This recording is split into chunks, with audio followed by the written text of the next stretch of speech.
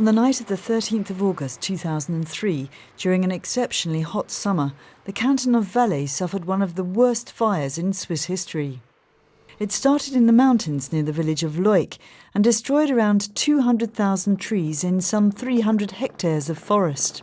But it wasn't necessarily an ecological disaster. Just 5 years later, it was evident to scientists that nature has its own ways of recuperating.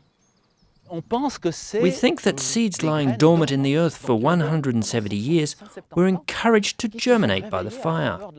We know that there are plants which behave in this way. For example, the wood cranesbill. 5 years on, Philipp Werner returns to the scene.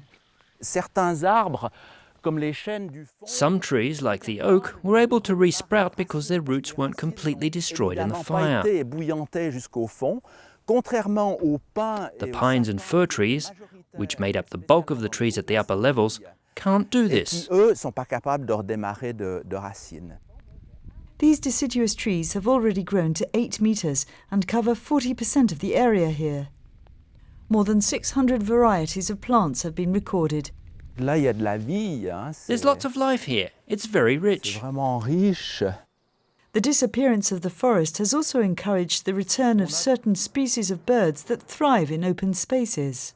You have to remember that dense forests aren't always that good for nature.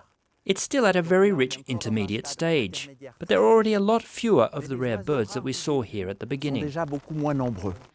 In the aftermath of the fire, wild service trees, Sorbus terminalis, were planted to try to repair the damage, but these didn't survive. 10 years on, it's clear that nature can sort itself out.